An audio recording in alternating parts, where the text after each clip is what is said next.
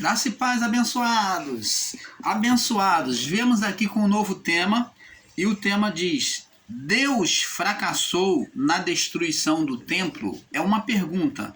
Deus fracassou na destruição do templo? Por que viemos trazer este assunto aqui? Vamos para a primeira parte. Por que viemos trazer este assunto aqui a vocês?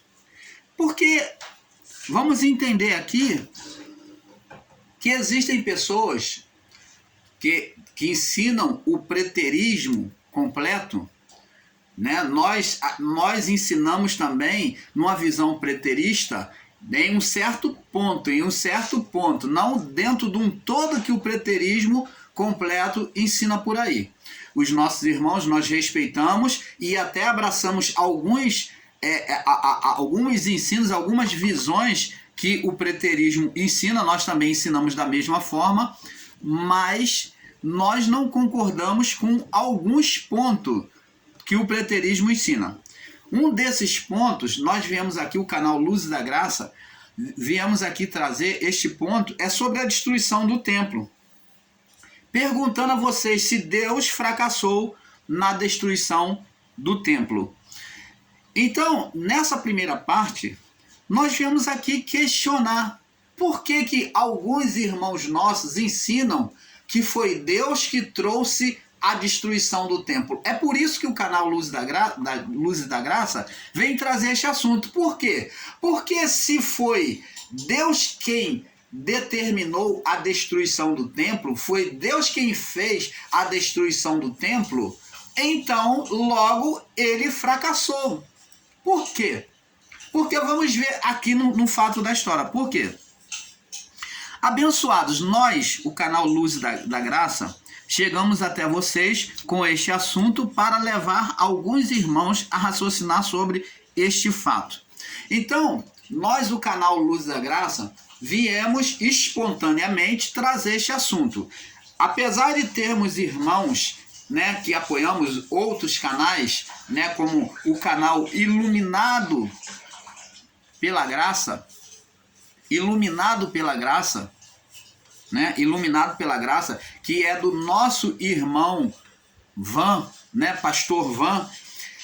Temos o canal também Yahushua Reina para Sempre, que é do nosso irmão Fernando. E temos também o canal Rogério de Jesus, que são canais que nós apoiamos, mas que nós viemos trazer este assunto de forma espontânea, nossa, dentro de uma visão nossa, que talvez os nossos irmãos concordem ou discordem. Então, nós apoiamos, queremos deixar aqui a vocês a participação, né, dos que participam do canal Luz da Graça, fazer visitação a esses canais, que são canais que nós apoiamos, que nós apontamos para vocês como fonte de ensino.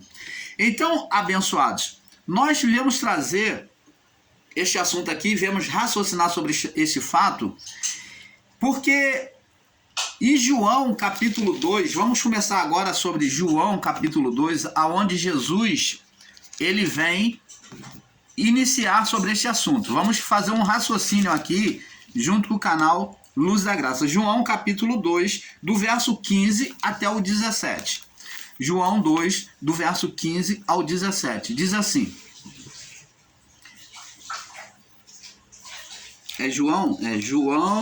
João capítulo 2, do verso 15.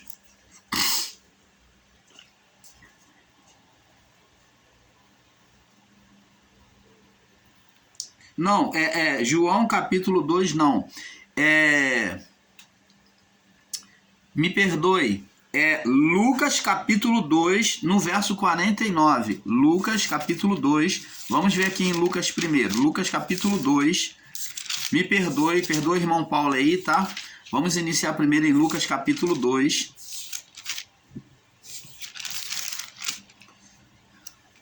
No verso 49. 4:9.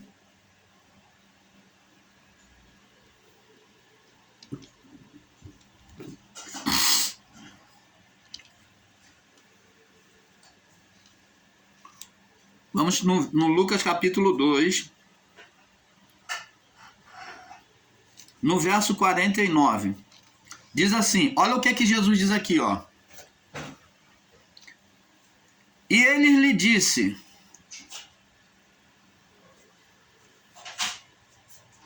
Vamos ler aqui no verso 48. E quando viram, maravilhavam-se e disse-lhe a sua mãe. Jesus estava no templo como um menino, né, como um jovem, pregando e ensinando no templo, já participando, lendo as escrituras e ensinando no templo, ele como um menino, né? E quando viram, maravilharam-se e disse-lhe a sua mãe: Filho, por que fizeste assim para conosco? E eis que teu pai e eu, ansiosos te procurávamos. E ele lhe disse: Por que é que me procuráveis? Não sabeste me convém tratar de negócios de meu pai? Então, vemos aqui, abençoados, que Jesus estava no templo ensinando, no templo. Observe isso, guarda aí. Jesus estava ensinando no templo. Agora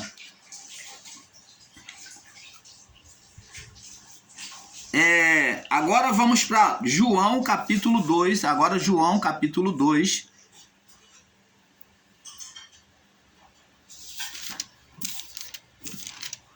João 2, no verso 15.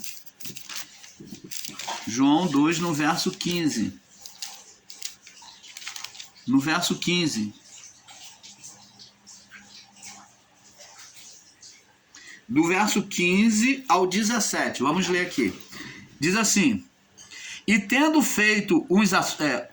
vamos ler aqui do verso 13, para que tenha um entendimento melhor. Agora vemos aqui. Estava próxima a Páscoa dos judeus, e Jesus subiu a Jerusalém, e achou no templo os que vendiam bois e ovelhas, pombos e os cambistas assentados, os vendedores do templo assentados lá. E tendo feito um açoite, que é um chicote, né, de cordões, lançou todos fora do templo, também os bois e as ovelhas, espalhou os dinheiros dos cambistas e derrubou as mesas. E disse aos que vendiam, tirai daqui estes, e não o lançais, não façais da casa de meu pai casa de venda. E os seus discípulos lembraram-se do que está escrito: o zelo da tua casa me devorou. Então, nós vemos aqui Jesus, primeiro ele como menino estava ensinando no templo. Jesus ia sempre para o templo e ensinava no templo. Ele buscava aprender e ensinar. Já como jovem adolescente, ele já estava lá ensinando no templo, né? Uma jovem criança, né? Uma criança bem jovem. Então, agora Jesus, ele vai já na sua idade adulta. Ele chega a um determinado dia no templo em que era a festa da Páscoa, né? Próxima festa da Páscoa. Então, ele ali vê os cambistas, comparado aos camelô hoje, né? Que nós entendemos como camelô, que ficava na entrada do templo, lá na entrada do templo, lá no átrio, lá na parte do átrio. E lá eles já vendiam, existiam várias vendas, várias barracas, em que vendiam já os animais para os que residiam em regiões mais distantes já comprar. Só que eles ali na sua venda, eles vendiam com agiotagem. O preço era o dobro ou 4 vezes mais. E esta atitude de ver os cambistas, os negociantes para gerar dinheiro, né? Buscando usar os animais que eram símbolos sagrados, né? Nas ofertas, como fonte de lucro. Então Jesus se indignou, tomou a mão do chicote e derrubou tudo e saiu chicoteando tudo. Nós vemos, na primeira vez que nós vemos Jesus irado, Jesus extremamente irado e destruindo tudo, e chicoteando tudo, derrubando tudo, as bancas, as mesas, espalhando dinheiro. Nós vemos que houve uma ira muito grande em Jesus ao ver esse fato. Olha, ele mostra que ele tinha zelo com o templo, mas daí nós vemos uma contradição diante desses dois versos que nós mostramos, João 2, do 15 ao 17, Lucas 2, 49, uma onde Jesus tinha prazer e ia para o templo, ele ensinava até os doutores da lei, e outra ele vem agora espantar, né, repulsar os cambistas, os vendedores do templo, derrubar tudo. Ora, nós vemos aí, nesses dois pontos, Jesus mostrando o templo o templo tendo um valor precioso para ele. O templo, ele dando valor ao templo. Agora, como é que pode, então, nossos irmãos ensinadores em graça, ou da graça, ensinarem que Deus trouxe o juízo contra Jerusalém e contra o templo de Jerusalém? É um grande literalismo e radicalismo de ensino, ensinar que foi Deus quem trouxe a destruição do templo. Agora, essa passagem aonde Jesus ele defende o templo e chama de casa do meu pai, vocês estão fazendo comércio na casa de meu pai, e outra aonde ele está ensinando como menino, e a outra quando ele chama de casa de meu pai, destruindo todos os cambistas, todas aquelas bancas, derrubando e pegando, fazendo açoite contra os cambistas. Agora que ele chama casa de meu pai, nós vamos ver agora uma contradição aonde os nossos irmãos em graça, os ensinadores da graça, os preteristas radicais, que ensinam com radicalismo, ensinam que foi Deus quem trouxe a destruição dos templos nos anos 70. Vamos agora lá no livro de Lucas, que é a partir dessa passagem, Lucas capítulo 11. Lucas capítulo 11 é a passagem que eles usam para tentarem afirmar no seu entendimento e seus ensinos de que Deus trouxe a destruição sobre o templo de Jerusalém e sobre Jerusalém. E nós, o canal Luz da Graça, queremos deixar bem claro que nós não concordamos com esse ensino, que foi Deus quem trouxe aquela carnificina e a destruição do templo, sobre a cidade de Jerusalém e sobre o templo de Jerusalém. Isso não foi verdade. Agora, com o entendimento, nós vamos entender esta passagem. Vamos ler aqui, Lucas capítulo 11, capítulo 21, me perdoe. Capítulo 21, Lucas 21, no verso 5 ao 19. Diz aqui, Jesus prediz a destruição do templo de Jerusalém. Vamos ler. Verso 5. E dizendo alguns a respeito do templo, que estava ornado de formosas pedras, né? Nós vemos em Lucas e também nos outros livros, nos outros evangelhos, que Jesus ia saindo do templo. Ele ia saindo do templo e na saída do templo os discípulos chegam para ele e falam: mestre, olha como está bonito o templo, olha a formosura do templo de Jerusalém que Herodes deixou, as pedras suntuosas, como o templo está ficando bonito. É isso que os discípulos dizem para Jesus. E dizendo a respeito do templo que estava ornado, bonito, né? De formosas pedras e dádivas, disse: quanto a estas coisas que vedes, dias virão, preste atenção na palavra que Jesus está dizendo. Dias virão, ele não está dizendo que ele e o Pai faria isso. Quanto a essas coisas que vedes, dias virão, ele está profetizando, anunciando, repetindo uma profecia de Joel e de Isaías e dos outros profetas menores, em que não se deixará pedra sobre pedra que não seja derrubada. E eles lhe perguntaram, dizendo, Jesus apenas ele repetiu a profecia de Joel e de Jeremias, de Isaías, né, dos profetas. E perguntaram-lhe, dizendo, mestre, quando serão essas coisas? Pois quando serão, pois, essas coisas? Então eles se interessaram de saber, quando é que vai haver destruição do templo? E qual será o sinal que quando estiver isto para acontecer? Mostra para nós qual o sinal que vai ter quando isso vier para acontecer. Aí Jesus vai explicar para eles.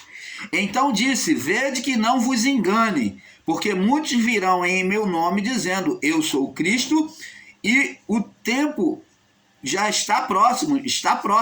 Não vades, portanto, após eles. Então, nós vemos aqui que agora Jesus vai advertir sobre os acontecimentos do templo. Ele começa a advertir. Quando ouvirdes, verso 9, quando ouvirdes de guerras e sedições, não vos assusteis, porque é necessário que isso aconteça primeiro, mas não é o fim. Mas o fim não será logo. Então lhe disse, levantar-se-á nação contra nação, reino contra reino, e haverá em vários lugares grandes terremotos, fomes e pestilência. Haverá também coisas espantosas e grandes sinais no céu. Mas antes que todas essas coisas, antes de todas essas coisas, lançarão mão de vós. Antes de todas essas coisas, vão lançar mão dos discípulos, de vós, de vocês. Antes disso tudo acontecer, vocês estarão presos, estarão na mão deles, né? Eles vos matarão a vocês. Lançarão mão de vós e vos perseguirão, entregando-vos às sinagogas e às prisões, conduzindo-os à presença dos reis e presidentes, por amor do meu nome. E vos acontecerá isto para testemunho. Olha, preste atenção. Daí que vem os equívocos no literalismo, no radicalismo de ensino, de afirmar que Deus é quem trouxe destruição sobre Jerusalém. E nós vemos aqui que Jesus não está dizendo que que o Pai fará isso. E nem ele fará isso. Mas Jesus aqui simplesmente está abrindo a sua boca de forma profética, repetindo as palavras como os profetas, anunciando o que haveria de acontecer. Então, se o profeta ele fala algo que seja danoso, um acontecimento danoso contra alguém, significa dizer que o profeta está amaldiçoando alguém? Não. O profeta ele está apenas anunciando aquilo que a ele foi revelado, aquilo que chegou ao entendimento dele, na visão dele, no coração dele. E não significa dizer que o profeta é que está determinando a maldição. Jesus aqui, quando diz essa sentença, vamos ver também agora lá no livro de Gênesis. É isso que os irmãos não procuram entender. Olha, preste atenção, outro erro. Dizer que foi Deus que trouxe a maldição sobre a criação. Aqui em Gênesis 3, Deus não traz maldição sobre a criação. O único que é amaldiçoado aqui na sentença que nós vemos é a serpente. Vamos ver lá Gênesis 3, vamos entender com olhar iluminado. Deus apenas está falando sobre os acontecimentos proféticos, porque Deus ele é onisciente. Ele sabe de todas as coisas. Então agora ele fala sobre o mal que o homem fez em desobedecer, o que aconteceria com ele e com a criação. Primeiro ele diz à serpente, Gênesis 3,13. Então disse o Senhor Deus à mulher, por que fizeste isso? E a mulher disse, a serpente me enganou e eu comi. Adão culpou a mulher culpou a serpente. Então Deus agora vai sentenciar primeiro aquela que foi responsável, o espírito gerado. Então o Senhor Deus disse à serpente, o espírito gerado pelo homem e pela mulher, ele foi gerado aqui e ele saiu daqui e veio à existência, ao mundo. né? Ele foi gerado. Então o Senhor disse à serpente, por quanto fizeste isso, Deus agora vem amaldiçoar. O único que recebe maldição é a serpente. Por quanto fizeste isso, maldita serás mais que toda fera, mais que todos os animais do campo, e sobre o teu ventre andarás, e comerás todos os dias da tua vida. Então, agora, Deus vem amaldiçoar a serpente e diz que ela é maldita, que ela vai estar em estado de humilhação. Esse espírito gerado por Satanás vai estar em estado de humilhação. Vê que ele tem limitação. A limitação do ser espiritual Satanás demonstra que ele está rastejante, ele está dominado, ele está na coleira. Ele está sob limitação, na coleira, dominado. Se rastejar é estar sob limitação, é não se colocar de pé. Significa não que a serpente tinha pernas, não, mas que como muitos no sistema religioso entendem, e até o irmão Paulo outrora no sistema religioso entendeu dessa forma, mas o estado rastejante demonstra limitação, é não poder ficar de pé. Não poder governar de pé, dominar de pé. Então a dominação dele era rasteira, ele tinha limitação, era como um cão na corrente, na coleira, sobre a corrente de Deus. Ele tinha limitação. Por isso que lá no período de Jó, lá, quando ele vem tentar a Jó, ele vem acusar Jó, ele pede a Deus para tocar. Ele pede a Deus para tocar. E Deus, como não toca, Deus dá o quê? Legalidade a ele. Deus dá permissividade a ele para tocar. Por que ele pede? Porque ele tem limitação. Que a palavra diz que aquele que é nascido de Deus, esse o maligno, quer dizer, o espírito mau, né, o maligno, não toca. Ele não podia tocar em Jó. Logo ele acusava Jó injustamente, mas ele até sabia o que se passava no coração de Jó, tanto que ele falou que Jó servia a Deus por interesse, por medo de ficar pobre. E Jó confessou isso. Naquilo que eu temia me sobreveio, o que eu receava me aconteceu. E de fato, Satanás estava certo, mas ele não tinha nenhuma condenação contra Jó. A única condenação que ele tinha, a acusação que ele tinha, era que Jó só era servir a Deus por interesse, por medo de perder.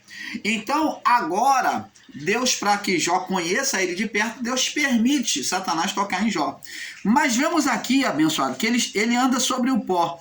E ele vai, a força dele, ele vai comer pó. Comer o alimento, ele traz energia. Quando falamos em comer, temos que pensar que o alimento serve para dar energia ao corpo. Energia, força. Então está dizendo que a força de Satanás viria do pó, né?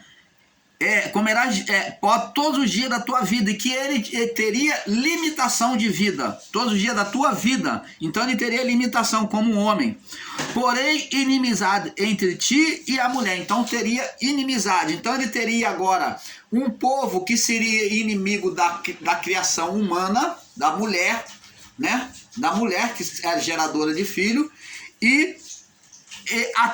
entre ti e a mulher, entre a tua semente e a tua semente. Então o povo teria um povo inimigo do povo de Israel e um povo que seria um povo israelita, que seria inimigo aos da serpente. Essa inimizade houve na criação, na história da criação, onde o povo de Israel era sempre perseguido por povos, né? Povos pagãos. Esses povos pagãos eram inimigos do povo de Israel.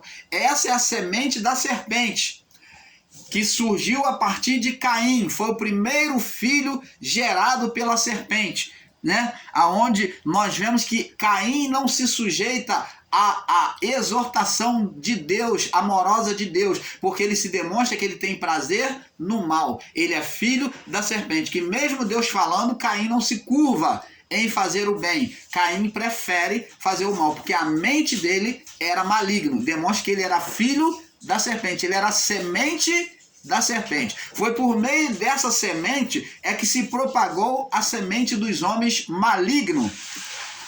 por meio de Caim. Aí diz: porém, inimizade entre ti e a mulher, entre a tua semente e a tua semente, este te ferirá a cabeça. Ó, quem é que iria ferir a cabeça? A semente da serpente ia ferir a cabeça da mulher. Preste atenção, ferir a cabeça, a semente da mulher iria ferir a cabeça da serpente. Quem? Demonstra o povo israelita que iria aplacar contra o povo de Israel. O povo israelita nunca foi um povo covarde. Ele pegava sempre de frente. Nas batalhas, o povo israelita pegou os seus inimigos sempre de frente. Nunca na covardia, sempre pegou pela cabeça. E também tem a representação final em Cristo, que é a semente da mulher, que gerada por Maria. Então agora Cristo iria aplacar a serpente espiritual. Então agora que é o ser Satanás, que iria ferir, né, acabar com o governo dele. É a cabeça, significa governo, império, né?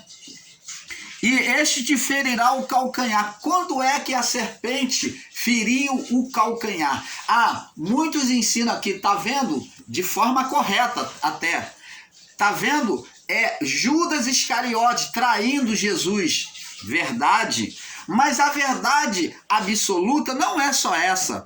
Existem muitas verdades demonstradas pelo fato da história, aonde o povo inimigo, que eram os inimigos de Israel, principalmente os amalequitas, os medianitas, os povos amorreus, os povos do Oriente, todos esses povos, os filisteus, os ferrezeus, todos esses povos se levantavam contra Israel e vinha, principalmente os amalequitas e os medianitas, eram povos covardes que pegavam Israel por trás.